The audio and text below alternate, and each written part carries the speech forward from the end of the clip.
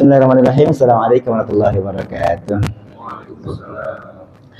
Alhamdulillahilladzi anzala al-Qur'ana hudan lin-nas wa bayyinatin min al-huda wal furqan. Asyhadu an la ilaha illallah wa malikul mannan. Asyhadu anna sayyidina Muhammadan abduhu wa rasuluhu wa khairun nas wa khairul anam. Ba'd fa qala ta'ala syaitanir rajim. Bismillahirrahmanirrahim.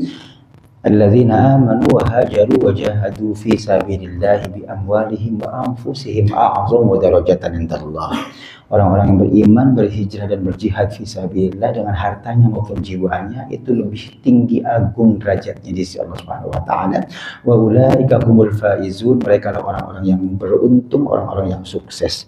Surah At-Taubah surah 9 ayat 20. Wa qala sallallahu alaihi wasallam khairun nas anfa'uhum linnas, manusia yang paling baik adalah yang paling banyak manfaatnya untuk sama manusia. Maka maqala sadaqallahu alazim wa sadaqa rasuluhul habib kadzalika syahidin syakirin alhamdulillah rabbil alamin. Alhamdulillah, malam hari ini kembali bertemu wajah silaturahim memutali kasih data kita semua sekaligus mengaji bareng, belajar bareng. Hari ini kita sampai dengan sirah nabawiyah tentang qiyamul lailnya baginda Nabi, tentang sholat malamnya baginda Nabi Muhammad sallallahu alaihi wasallam. Bentar, belum connect. What's wrong? Oke. Nah, udah connect. Kurang masuk. Baik. Bapak rahmatullah, sebagai pembuka tadi sengaja saya kutip surahnya surat At-Taubah. Surah ke-9 ayat 20.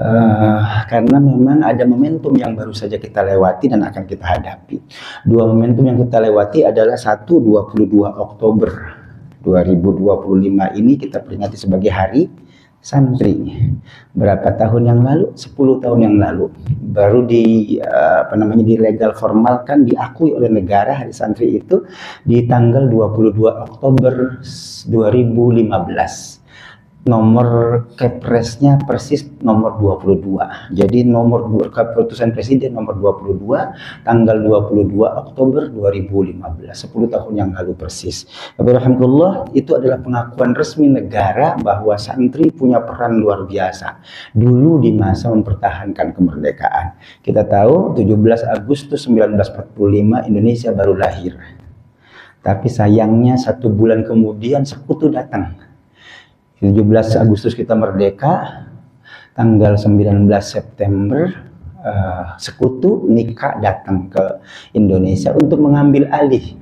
Apa sebab? Sebab hukum perangnya Jepang yang kalah perang harus mengembalikan daerah jajahannya, wilayah jajahannya kepada pemilik sebelumnya, yakni Belanda. Karena kemudian Belanda merasa punya otoritas untuk mengambil alih Indonesia kembali. Itu 1 bulan Pak, baru ancaman sudah datang. Nah, kemudian Bung Karno beserta para tokoh bangsawan yang lainnya mencari cara agar kemudian bisa mempertahankan kemerdekaan ini. Awalnya Bung Karno kan sudah mau bernegosiasi Pak dengan sekutu, ya sudah, yang penting Indonesia merdeka, bagaimana caranya secara formal gitu ya, bisa bernegosiasi. Tapi kemudian kemudian beliau bertanya kepada siapa Pak? Kiai. Yang ditanya adalah Kiai Haji Hasyim Asy'ari, satu di antara tokoh ulamanya yang saat itu menjadi Rois Am NU. Lahirnya 1926 NU-nya kan ya, lahir sebelum Indonesia merdeka. Beliau ditanya bagaimana caranya agar kita bisa mempertahankan kemerdekaan ini. Maka kemudian 2 bulan setelah kemerdekaan, 17 Agustus merdeka, 19 September nikah datang, 21-22 di Surabaya kemudian para pimpinan NU bermusyawarah untuk mengambil sikap ancaman sekutu untuk mengembalikan kedaulatan kepada Belanda. Lalu dari musyawarah itu kemudian lahirlah resolusi jihad. Resolusi jihad itu intinya ada sekurang-kurangnya 3. Yang pertama adalah bahwa mempertahankan kemerdekaan itu sama dengan berjuang di jalan agama, fisabilillah, jihad fisabilillah. Nilainya sama. Kalau begitu maka konsekuensinya nomor 2, kalau kita mempertahankan negara, mati di dalamnya, kita menjadi syuhada, syahid kematiannya adalah kematian yang syahid. Lalu yang ketiganya adalah orang yang menentang atau orang yang tidak pro dengan kemerdekaan itu sama dengan berkhianat kepada bangsanya, halal darahnya. Ini semangat juang yang kemudian dikeluarkan oleh para alim ulama di Surabaya, yang kemudian membangkitkan semangat juang umat Islam Indonesia, khususnya Jawa dan Madura, untuk mempertahankan kemerdekaan. tanggal 22 Oktober itulah resolusi jihadnya. Itu sebab kemudian Hari Santri ditetapkan tanggal 22 Oktober.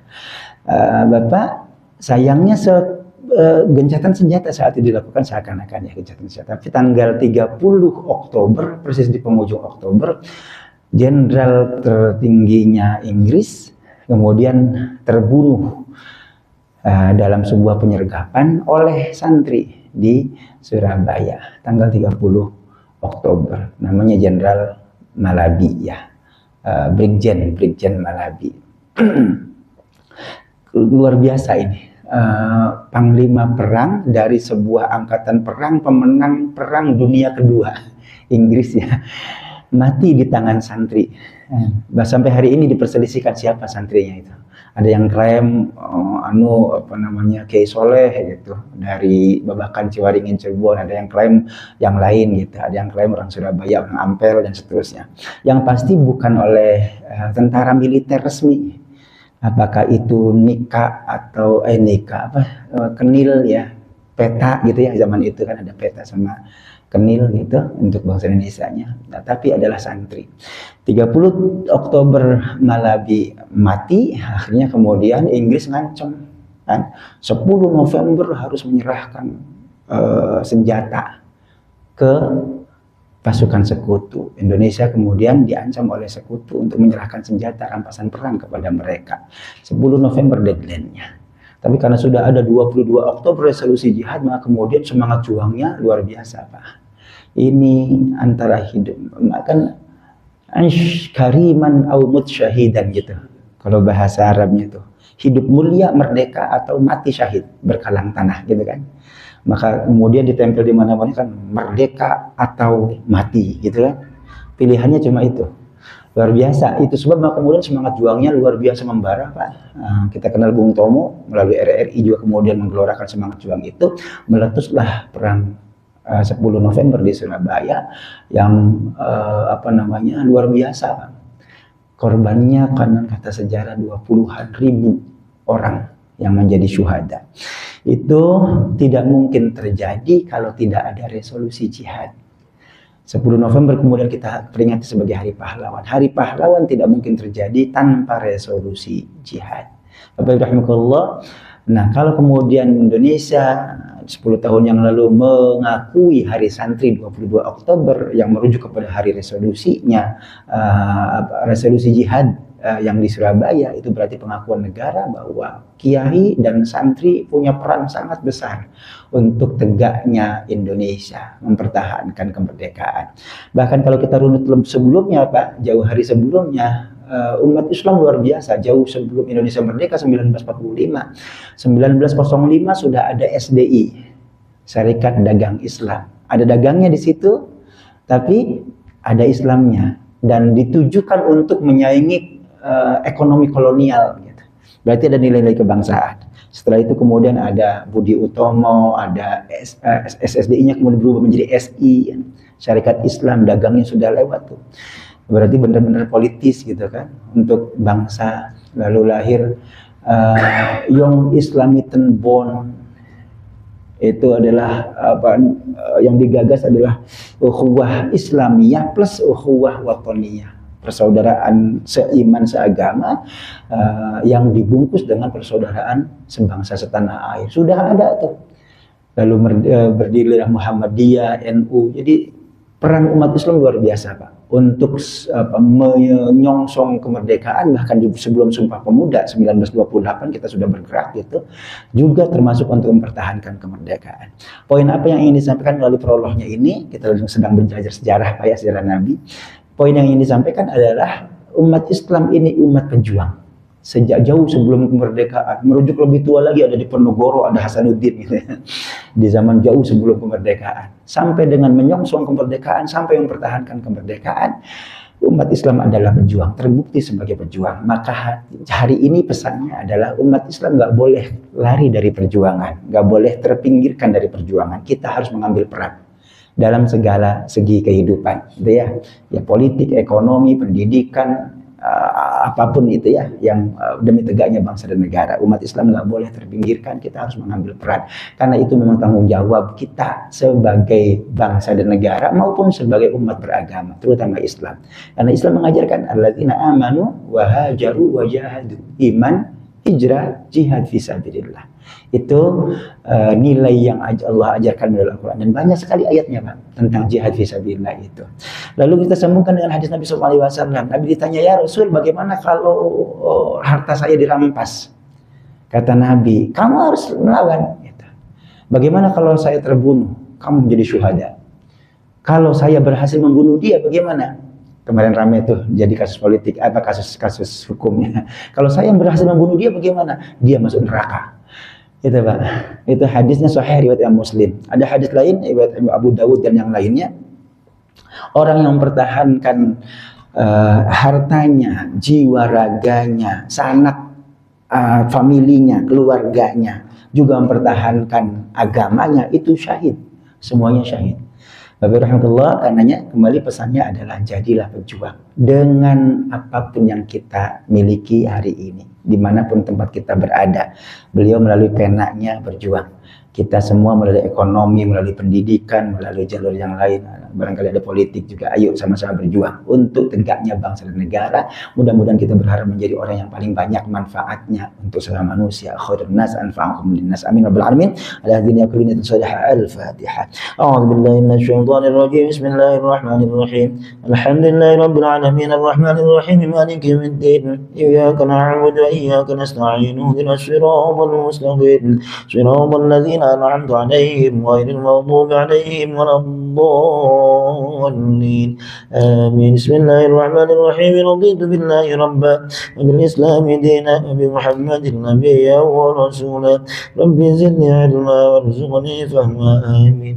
Bismillahirrahmanirrahim. Ya Ibu, kemarin kita sudah sampai dengan bab tentang qiyamul lailnya baginda Nabi Muhammad SAW. Agak gelap masih Pak? Gelap ya. Apa saya setting ininya sebentar? Display settingnya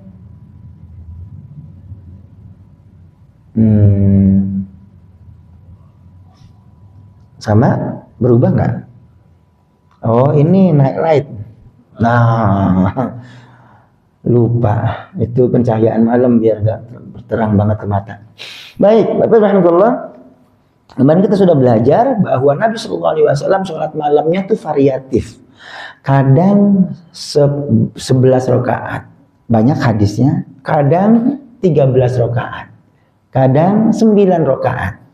Satu di antara hadis yang sering yang sangat terkenal dan kemudian dijadikan sebagai patokan adalah hadisnya Aisyah radhiyallahu anha, bahwa Nabi SAW itu ketika ditanya bagaimana sholatnya baginda Nabi di dalam maupun di luar Ramadan, sholat beliau la yazid wa la yanqus min 11 rakaatan. La fi ghairihi ala 11 rakaatan, tidak lebih dari 11 rakaat. Ini hadisnya dari Aisyah radhiyallahu anha, hadis yang jelas sahih Pak. Ya, jangan kamu tanya bagaimana baiknya, bagaimana caranya. Hadis ini sekaligus menjelaskan bagaimana caranya. 4, 3 gitu. Fala tas'al an husnihinna wa tulihinna. Jangan kamu tanya bagaimana panjangnya, bagaimana tentang kekhusyuannya gitu. Ini 4-4-3. Ini hadis yang kemudian sering dijadikan sebagai dasar untuk melaksanakan sholat tarawih dengan jumlah 11 rakaat dengan pola 4-4-3 gitu ya. Apakah benar? Ya. Ini satu di antara dasar hukumnya. Tapi ada ulama lain yang menyatakan bahwa hadis ini sebenarnya bukan legitimasi dari hadis tarawih, dari sholat tarawih. 4-4-3, 4-4-nya 8 rakaatnya tarawih, 3-nya witir. Bukan. Misalnya Profesor Ali Mustafa Ya'qub berdasarkan keilmuan beliau sebagai ahli hadis, beliau mengatakan hadis ini sebenarnya lebih tepat dijadikan sebagai dasar untuk sholat witir, bukan sholat tarawih. Apa sebab? Sebab ada indikasinya. Aisyah menjawab di Ramadan maupun di luar Ramadan. Sholat yang ada di dalam Ramadan maupun di luar Ramadan bukan sholat tarawih, tapi sholat witir. Karena sholat tarawih hanya ada di saat bulan Ramadan. Di luar Ramadan namanya sholat tahajud, beda. Nah, kata beliau, ini indikasi bahwa Aisyah menjelaskan 11 rakaat itu adalah witirnya saja. Karena witir ada di Ramadan maupun di luar Ramadan. Soal sholat tarawihnya berapa rakaat? Tidak ada batasan. Sholat tahajudnya berapa rakaat? Tidak ada batasan. Itu sebab maka jangan heran ketika kemudian pasca Nabi SAW di masa Umar bin Khattab, Umar kemudian menetapkan jumlah tarawihnya bukan 11 rakaat tapi 20 rakaat tarawihnya aja, gitu kan, ditambah dengan witir kan 3 rakaat, betul ya, jadi 23. Itu di zaman Umar bin Khattab. Umar itu menjadi khalifah tahun ketiga meninggalnya Nabi SAW. Abu Bakar cuma 2 tahun. Setelah itu kemudian Umar bin Khattab. Bukan di awal juga beliau melaksanakan itu, menetapkan 23 itu di pertengahan beliau menjadi khalifah. Yang berikutnya di masa Imam Anas bin Malik, gurunya Imam Syafi'i di Madinah, beliau menerapkan jumlah sholat tarawihnya bukan 20 tapi 36. Padahal kita tahu Imam Anas bin Malik, Anas bin Malik sahabat Nabi ya. Malik bin Anas. Imam Malik bin Anas, gurunya Imam Syafi'i, adalah ahli hadis pertama yang membukukan kitab hadis, namanya Al-Muwatta. Gak mungkin beliau tidak tahu hadis ini. Kenapa kok beliau berani mengambil sikap memilih jumlah rakaat tarawih 36 rakaat? Karena beliau pasti paham ini hadis tidak membatasi sholat tarawih, tapi soalat witir gitu. Sholat tarawihnya 36 rakaat. Bagaimana alasannya? Kata Imam Malik, di Makkah orang tarawih 2 rakaat terus muter tawaf. Setelah itu tarawih lagi. Habis tarawih muter lagi, tawaf lagi. Nah kalau kita di Madinah nggak ada Ka'bah, nggak ada tawaf. Karena itu kita tambah jumlah rakaatnya. Dulu masa Nabi sholat tarawih dan witirnya 11 rakaat, oke. Tapi panjang banget bacaannya. Nah di masa kita ini orang banyak yang ngeluh gitu kan. Oke, dipendekin bacaannya, tapi jumlah rakaatnya ditambah. Pak Imam Malik bin Anas nggak mungkin nggak paham ilmunya tentang ini. Kalau beliau berani menambah, berarti menurut beliau Nabi tidak membatasi jumlah sholat malam, gitu ya, berapa rakaatnya. Itu sebab kemudian tadi dari 11, 9, 11, 13, kemudian 23 di masa Umar bin Khattab, 36 di masa Imam Malik bin Anas plus dengan witirnya. Satu lagi Imam Ahmad bin Hanbal. Imam Ahmad bin Hanbal muridnya Imam Syafi'i, Imam Malik, Syafi'i, Imam Ahmad bin Hanbal. Imam Ahmad bin Hanbal itu sholat malamnya 100 rakaat. Kalau Imam Malik bin Anas cuma 36, Imam Ahmad 100 rakaat. 100 rakaat itu berarti ya Pak. Kalau kan 50 kali salam ya, 50 kali salam, kebayang tuh Pak. Itu kata putranya sendiri, Abdullah bin Ahmad bin Hanbal. Kecuali ketika saat ayah digebugin oleh penguasa, baru tuh kondisi lemah beliau sholatnya dikorting 50% katanya. Masih 50%. Dari 100 rakaat menjadi 50 rakaat. Itu Imam Ahmad bin Hanbal. Kalau beliau tahu bahwa hadis ini membatasi, beliau tidak akan berani melakukan sholat malam 100 rakaat. Lanjut lagi Pak Ahmad bin Hanbal. Kita urut lagi peristiwanya sampai dengan cicitnya Nabi SAW. Namanya Ali Zainal Abidin As-Sajjad. Ali Zainal Abidin itu putranya Husain bin Ali bin Abi Thalib.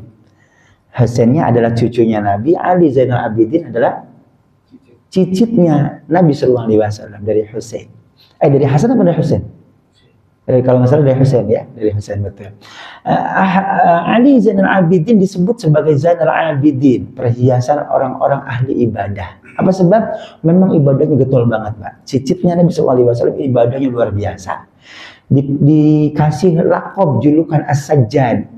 Apa sebab? Sebab tukang sujud. Bapak tahu berapa kali sujudnya? Beliau sujudnya setiap malam, konon kata riwayatnya 1000 kali sujud. 1000 kali sujud berapa rakaat? Halo, 500 rakaat. 500 rakaat betul kan? Karena 1 rakaat 2 kali sujud kan? Jadi kalau 1000 kali sujud 500 rakaat, kebayang nggak? Imam Ahmad bin Hambal cuma 100 masih. Imam Ali Zainal Abidin As-Sajjad disebut As-Sajjad karena sujudnya 500 rakaat, 1000 kali sujud semalam doang. Itu yang melakukan siapa? Cicitnya Nabi Muhammad SAW. Masa ia nggak tahu ilmunya? Gitu kan?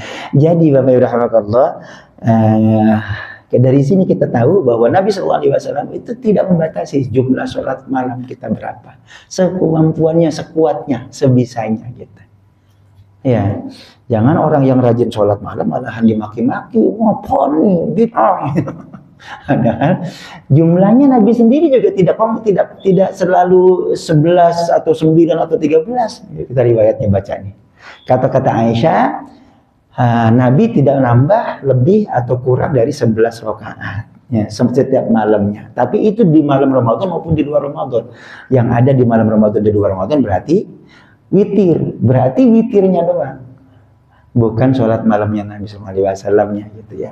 Kalau ini dianggap sebagai sholat malamnya Nabi seluruhannya, Aisyah sendiri nanti akan meriwayatkan hadis yang lain, Pak, bahwa Nabi SAW menyaksikan beliau, Nabi SAW satu saat sholat malamnya 9 rakaat. Katanya nggak kurang, nggak lebih.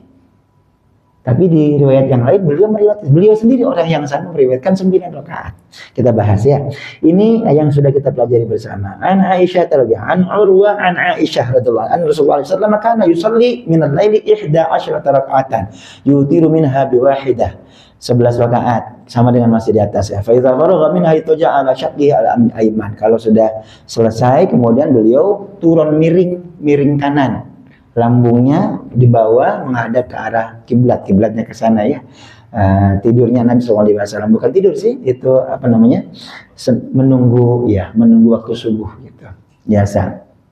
Lalu lanjutannya, haddatsana an Ibnu Syihab nahwahu. Ibnu Syihab juga meriwayatkan hadis yang sama 11 rakaat. Lanjutkan. An Ibrahim, kita ambil puncak-puncaknya saja. Anil Aswad an Aisyah. Karena Rasulullah SAW yusalli min al-laili 9 raka'atin. Ini yang saya maksud Bapak. Ternyata orang yang sama, istri Nabi juga, Aisyah radhiyallahu anha juga orangnya gitu. Meriwayatkan di hadis yang lain, dulu Nabi pernah sholat malam 9 rakaat. Berapa? 9. Katanya nggak pernah lebih dari kurang dari 11. Ternyata ada 9 rakaat. Dari mana sumbernya? Nomor 1. Akhrajahu Tirmidzi fi shalah beraqam 442 wal Bukhari wa Muslim wa ghairihum. Siapa coba? Bukhari, Muslim, jelas hadisnya sahih, sama-sama halnya. Kalau kemudian dibenturkan 11 rakaat itu 11 rakaat dengan 9 rakaat enggak sesuai karena sama-sama sahih Bukhari, sahih Muslim, Pak. Maka metode yang pertama itu bukan tarjih, siap mana yang lebih unggul gitu, sama-sama sahih. Yang paling awal dilakukan adalah al-jam'u, mengumpulkan semua hadisnya. Hadis satu riwayat Aisyah 11 rakaat, hadis yang lain 9 rakaat. Riwayat yang sama orang Aisyah. Sahih Bukhari, sahih Muslim juga. Lalu bagaimana kesimpulannya? Oh, berarti Nabi itu sekali waktu sholat malamnya 9 rakaat, hari lain 11 rakaat, besoknya 13 rakaat, yang nggak dibatasi, nggak harus saklek 11 doang gitu. Nah ya, boleh 9, 11, 13 boleh. Itu ya kira-kira. Karena Nabi sendiri juga melakukan itu dan itu disaksikan oleh para. Hadis ini namanya hadis fi'li, perbuatan Nabi yang kemudian dicatat oleh sahabat, termasuk istrinya Nabi sendiri. Baik, ini tentang 9 rakaat. Qala Abu Isa wa Abu Hamzah ismuhu Talha. Ini nama perawinya di atas penjelasannya. Berikutnya haddatsana Abu Bakar Muhammad bin Nafi al-Basri atau Al-Bisri. Haddatsana Abdul Samad bin Abdul Waris an Ismail bin Muslim al-Abdi an Abdul Mutawakkil an Aisyah. Berikutnya Aisyah lagi qama Rasulullah SAW bi ayah bil Qur'ani lailatan. Berikutnya baik. Ini tentang jumlah rakaat selesai Pak ya. Jadi nggak usah berdebat 9, 11, 13, mau yang 23, 36, 100 rakaat, bahkan 1000 sujud, 500 rakaat. Silahkan sekuatnya. Gitu. Yang penting jangan sampai kemudian sholat malam itu, yang sunnah itu kemudian mengabaikan yang wajib. Kalau gara-gara sholat malam Bapak besoknya malas kerja, lain persoalan. Gitu ya. Tapi kalau sekali libur saat saya mau sholat malam silakan. Gitu Pak. Baik. Alhamdulillah, berikutnya adalah tentang apa bacaannya, apa yang dibaca. Satu saat Nabi pernah membaca di ayah mil Qur'ani lailatan. Nabi sholat malam, berdiri sholat malam, membaca satu ayat saja. Jadi suratnya surat apa Ustaz? Bebas. Bahkan Nabi pernah mencontohkan, Nabi hanya baca satu ayat saja. Lailatan, semalam suntuk. Nanti ada hadis lain ya yang baca apa namanya yang dibaca surah Al-Baqarah, kemudian An-Nisa, Ali Imran gitu, Ali Imran, An-Nisa. Nanti ada sebutan ya hadis yang lain. Tapi satu waktu pernah Nabi itu salat malamnya panjang, lama, banyak jumlah rakaatnya, tapi yang dibaca cuma satu ayat. Riwayat siapa? Aisyah radhiyallahu anha. Penjelasannya bagaimana ini? Ayatnya ayat apa? Nah, kita kupas. Fi fadail Quran di Abi Ubaidah an Abi Dzar. Sumber riwayatnya dari Abu Dzar Al-Ghifari. Qama Al-Mustafa. Kata Abu Dzar, saksinya adalah Abu Dzar Al-Ghifari. Nabi Al-Mustafa, Nabi itu punya apa namanya? Punya julukan, punya apa namanya? Kehormatannya adalah Al-Mustafa yang terpilih. Ya, Mustafa itu yang terpilih. Qama lailatan, pada satu malam pernah berdiri sholat malam, faqara'a ayatan wahidatan. Beliau membaca satu ayat saja. Al-lail kullahu. Pada satu malam itu seluruhnya. Jadi semalam suntuk baca satu ayat. Hatta asbaha, sampai pagi hari. Biha yaqumu biha. Hatta asbaha biha, sholat malam itu yaqumu biha, membaca satu ayat itu. Yarka'u faqila di Abi Dzar. Beliau setelah baca sholat satu ayat itu, kemudian Nabi ruku.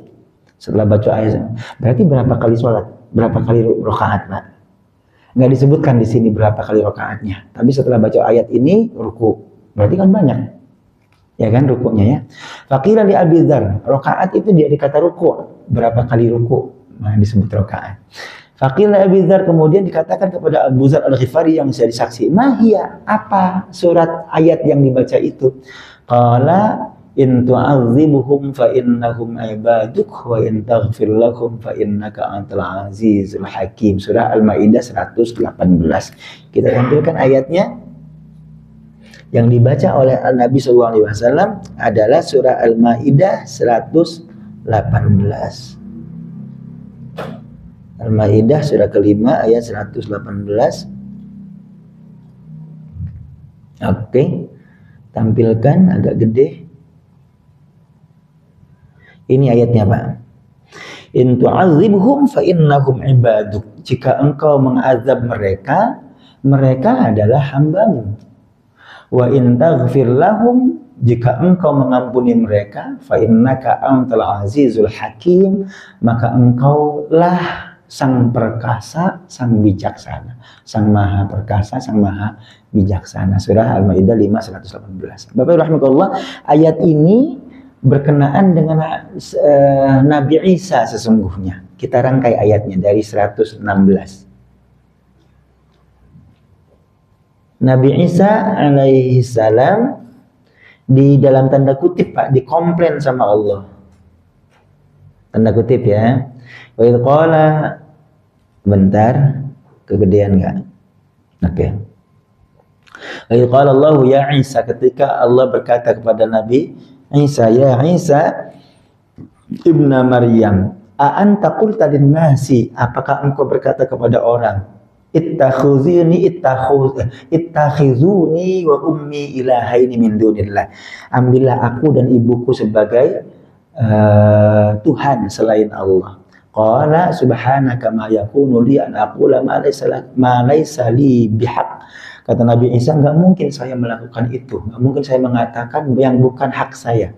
In kuntu qultuhu faqad alimtah. Andai aku benar pernah mengucapkan itu, engkau pasti lebih tahu. Gitu.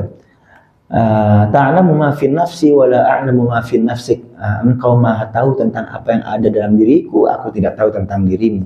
Innaka anta 'allamul ghuyub, engkau maha tahu segala yang gaib. Ma qultu lakum illa ma amartani bih. Aku tidak mungkin mengatakan sesuatu yang kecuali apa yang engkau perintahkan kepadaku untuk disampaikan. Ani'budu Allah Rabbi wa Rabbakum, agar mereka menyembah Allah dan Tuhanku dan Tuhan kalian. Wa kuntu alaihim syahida ma dumtu fihim, aku menjadi saksi selama hidup dengan mereka. Falamma tawaffaitani kunta antar raqibu alaihim, sepanjang saya hidup saya menjaga itu. Saya tidak pernah menyatakan bahwa memerintahkan umat saya untuk menyembah saya dan ibu saya sepanjang hidup saya. Adapun setelah falamma tawaffaitani, setelah engkau wafatkan aku, kunta antar raqibu alaihim, engkaulah yang menjaga mereka. Saya sudah tidak ada lagi di alam dunia gitu. Wa anta ala kulli syai'in syahid, engkau maha menyaksikan segala sesuatu. Nah, ayat 118-nya, in tu'adzibuhum fa innahum ibaduk. Jika engkau mengazab mereka, umat Nasrani, umatnya Nabi Isa, ya mereka hambamu, terserah engkau. Wa in taghfir lahum, jika engkau mengampuni mereka, fa innaka antal azizul hakim, engkau memang sang maha bijaksana dan sang maha perkasa, tapi juga maha bijaksana. Bapak Ibu rahimakumullah, ini ayat yang dibaca oleh Nabi Shallallahu Alaihi Wasallam sepanjang malam, satu ayat doang. Apa maknanya ini? Maknanya sekurang-kurangnya 3, Pak. Yang pertama maknanya adalah yang tu'adzibhum fa innahum ibaduk. Umat Nabi yang dihadapi oleh Nabi, kalau Nabi Isa menghadapi umatnya yang mengkultuskan dirinya, begitu ya. Nabi Muhammad SAW menghadapi umatnya yang menolak dirinya dan Allah sebagai Tuhannya. Nah, lalu Nabi mengutip ayat ini. Jika engkau mengazab mereka, mereka hambamu, terserah engkau. Apa ini maknanya? Ini wujud totalitas kepasrahan diri kita kepada Allah Subhanahu wa taala. Terserah kehendak Allah. Jika karena mereka kemudian ingkar, kafir, kemudian engkau mau mengazab mereka, terserah. Satu, kepasrahan kepada Allah. Tapi wa in taghfir lahum fa innaka antal azizul hakim. Jika engkau mengampuni, engkau memang sang maha perkasa dan maha bijaksana. Yang keduanya itu adalah wujud roja, harapan. Satu sisi kepasrahan kepada Allah, yang kedua harapan. Meskipun mereka itu durhaka, ya Allah, kalau engkau mengampuni, selesai. Kan engkau maha bijaksana, engkau maha perkasa tapi bijaksana. Terserah engkau, gitu ya. Engkau pasti maha bijaksana. Berarti yang engkau akan mengazab orang-orang yang memang durhaka dan tidak sampai dengan taubatnya, gitu ya. Jadi kalau engkau mengampuni mereka, ya terserah engkau, kan gitu. Jadi itu satu, kepasrahan, tawakal. Yang kedua roja, pengharapan, gitu. Ada satu, Bapak, yang ketiganya yang tersembunyi, tersirat dari ayat ini adalah itu menunjukkan betapa Nabi itu raufun rahimun kepada umatnya. Pertama, Nabi itu penyantun, sangat penyayang kepada umatnya, peduli banget gitu kepada umatnya. Ya, kalau ini logika sederhananya. Kalau engkau mau mengazab mereka, ya terserah. Itu mereka hambamu. Tapi kalau engkau mengampuni, itu kayak negosiasi. Diplomasi yang sangat halus, gitu kan ya. Ya, kalau Bapak mau terapan hukuman, ya silakan, itu hak Bapak. Tapi kalau Bapak mau memaafkan, ya kan Bapak memang bijaksana, gitu. Itu diplomasi. Kira-kira begitu, Pak. Jadi ini menunjukkan betapa Nabi itu sangat sayang kepada umatnya. Baik, ini ayat. Baik, kembali Bapak. Jadi, bolehkah kita membaca satu ayat saja ketika sholat? Mana tadi?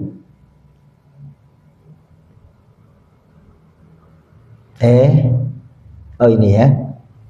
Bolehkah satu ayat saja? Boleh. Faqra'u ma tayassara minal Qur'an. Bacalah yang mudah untukmu dari Al-Qur'an. Satu ayat, nggak apa-apa. Yasin, Allahu Akbar. Sah. Orang nggak pakai baca ayat juga boleh kok. Karena sunnah kan statusnya gitu. Al-Fatihah doang gitu. Selesai, nggak apa-apa. Kalau Al-Fatihah nggak boleh ditinggalkan. Karena la sholata liman lam yaqra' bi Fatihatil kitab. Kalau baca Al-Fatihah, nggak baca Al-Fatihah, ya nggak disebut sholat. Gitu. Tapi kalau bacaan setelah Al-Fatihah boleh. Satu ayat sekalipun juga oke. Oke, gitu ya. Baik, kalau satu ayat aja boleh, apalagi satu surat. Termasuk spesifik. Nabi kan mengambil ayat yang khusus, kan? Ini saja gitu. Mengambil pilihan satu ayat itu boleh. Mengambil pilihan satu surat berarti boleh. Jangan gara-gara Nabi nggak nyontohin gitu, kemudian otomatis bid'ah. Nggak begitu pola pikirnya. Ya Pak, contohnya ada nggak? Ada. Ada banyak sahabat yang senang pada ayat-ayat tertentu atau surat-surat tertentu. Misalnya yang banyak riwayatnya adalah surah Al-Ikhlas. Ada sahabat yang sepanjang malam bacaannya surat Al-Ikhlas tadi terus. Muter-muter sampai subuh. Ada Ibnu Taimiyah itu baca Al-Fatihah saja. Wiridan Al-Fatihah. Dari mulai selesai sholat subuh, jamaah subuh sampai doa subuh, sampai dengan waktu syuruk beliau nggak pernah nggak keluar dari masjid. Wiridannya apa? Al-Fatihah. Boleh. Seperti Nabi menspesifikkan satu ayat, gitu ya. Ada sahabat Nabi yang mengimami Masjid Quba, masjid pertama yang Nabi bangun ketika hijrah ke Madinah, Masjid Quba, selalu baca surah Al-Ikhlas sebelum surat yang lain. Waladhdallin, amin, bismillahirrahmanirrahim, qul huwallahu ahad, lam yalid walam yulad, lahu kufuwan ahad, selesai baru kemudian baca surat yang lain. Setiap kali sholat, ngimamin sholat, beliau tuh selalu begitu, baca Al-Ikhlas terus. Baca yang lain nggak? Baca yang lain, tapi Al-Ikhlas dulu, gitu Pak. Itu disaksikan oleh para sahabat yang lain. Sahabat masih orang generasinya Nabi, dilaporin tuh imam, ya Rasul, imam kami di Kuba, di Masjid Kuba, kalau sholat selalu baca Al-Ikhlas. Setelah waladhdallin, Al-Ikhlas dulu, baru surat yang lain. Gimana itu? Mana orang yang sini? Gitu. Satu saat Nabi ketemu, Nabi yang nemui atau ketemu beliau yang menghadap gitu. Nabi kemudian bertanya, Fulan, kenapa kamu lakukan itu? Kata Nabi ya sama yang adu itu. Ya terserah kamu, kalau kamu suka sama dia ya kamu terima. Kalau kamu nggak suka ya udah ganti imam yang lain. Enggak, saya nggak mau ganti, ini imam paling bagus. Kata si orang tadi itu gitu. Ya udah kalau gitu terima. Satu saat Nabi ketemu sama si imam yang dimaksud gitu. Mam, kenapa kamu selalu baca kulhu setelah surah Al-Fatihah sebelum surat yang lain? Jawabannya satu Pak. Kata imam itu, ana uhibbuha ya Rasulullah. Saya senang sama kulhu ya Rasul. Bapak tahu komentarnya Nabi bagaimana? Hubbuka iyyaha adkhalka al-jannah. Kamu senang gara-gara kamu senang sama kulhu, itulah yang menyebabkanmu masuk surga. Jadi senang sama satu surat itu boleh Pak. Boleh banget. Contohnya Imam Quba ini. Tuh. Berikutnya ada lagi satu. Nabi membawa satu kompi atau satu peleton atau pasukan lah gitu ya. Dipimpin oleh seorang imam. Panglima perang kompi itu berapa orang? Nah, gitulah kira-kira pasukan terbatas gitu ya untuk menjaga perbatasan Pak. Dikirimlah mereka gitu, dipimpin oleh seorang imam. Nah imam ini kalau sholat selalu menutup bacaannya dengan kulhu. Waladhdallin, amin, bismillahirrahmanirrahim. Surat apa? Setelah itu bismillahirrahmanirrahim, qul huwallahu ahad. Kulhunya di belakang sebelum ruku. Nah satu di antara pasukannya kemudian pulang ke Madinah, lapor kepada Nabi, ya Rasul, imam kami selalu baca kulhu di penghujung sebelum ruku, setelah surat Al-Fatihah, setelah surat yang lain. Gimana itu? Kata Nabi, boleh. Mana tadi imamnya sini? Gitu. Halo Pak. Jadi Nabi ada satu tuh kalimatnya, anta ma'aman ahbabta gitu ya. Nah engkau akan bersama orang yang kau cintai. Kalau kamu suka sama kulhu, ya kamu akan bersama dengan kulhu. Kulhu firman Allah. Masa firman Allah di neraka? Gitu kira-kira. Bapak, jadi boleh kita mengkhususkan satu ayat atau satu surat itu, boleh. Nabi mencontohkan, para sahabat juga memberi contoh itu, boleh. Nah hari ini banyak orang yang keras pemikirannya. Kalau malam Jumat baca Yasin nggak boleh. Gitu. Atau yang ada apa? Al-Kahfi bukan Yasin. Gitu. Al-Kahfi benar hadisnya Pak. Tapi kalau kita telisik hadisnya lagi, itu yaumul Jum'ah. Hari Jumat, bukan malam Jumat. Jadi kalau Bapak harus saklek mengikuti hadis Nabinya, Hari Jumat berarti siangnya. Kalau malamnya nggak boleh lagi jadinya. Itu. Jadi cara berpikirnya sangat kaku kalau begitu. Padahal ada hadis lain. Malam Jumat spesifik tidak disebutkan, oke, tapi malam Jumat, malam satu malam itu disebutkan secara umum. Man qara'a Yasin fi lailatin asbaha maghfuran lah, misalnya. Siapa baca surat Yasin pada satu malam, bangun pagi dalam kondisi terampuni. Malam apa itu? Malam apa aja terserah. Termasuk malam Jumat. Kalau tidak ada dalil khusus, jangan kemudian menghilangkan dalil umum, gitu kan. Dalil umum tetap berlaku pada keumumannya. Selama tidak ada larangan. Kecuali ada larangan. Malam Jumat nggak boleh baca Yasin, kata Nabi. Baru tuh larangan. Ya Pak. Kalau tidak ada larangan, dalil umumnya berlaku. Setiap malam silakan baca surat Yasin, nggak apa-apa. Gitu. Al-Kahfi hari Jumat silakan. Ada spesifik hadisnya. Tapi hadis ini tidak menafikan hadis yang lain. Gitu Pak cara berpikirnya.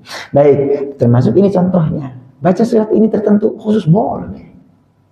Atau misalnya yang sesuai dengan waktu, sesuai dengan konteks zaman.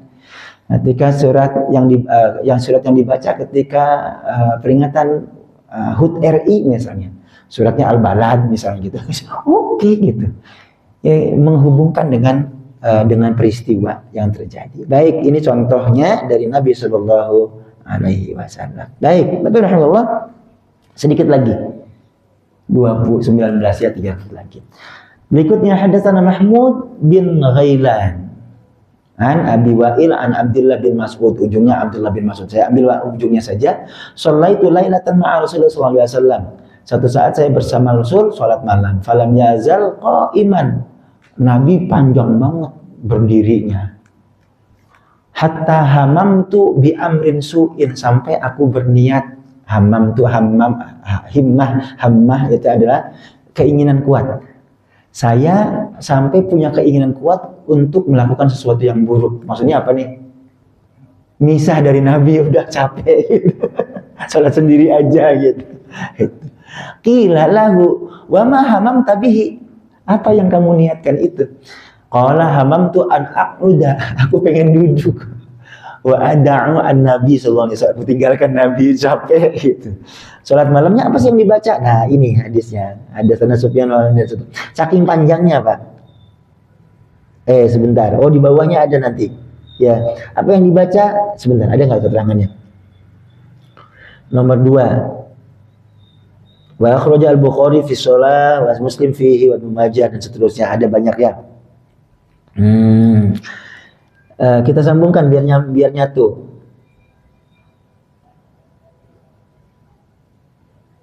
Ada hadisnya. Mana ya?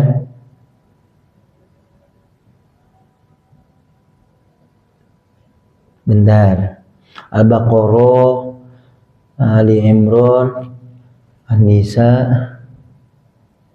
Mana ya? Oh, ini salat sunnah. Oke.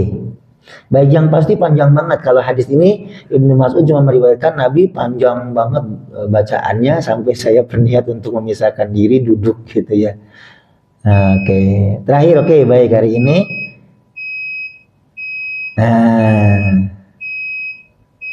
Bentar, penjelasannya mungkin kita bisa jelaskan nanti. Kita lanjutkan pada pertemuan berikutnya insya Allah ya Pak ya. Apa sih yang dia baca kok begitu panjangnya gitu. Oke. Baik, alhamdulillah.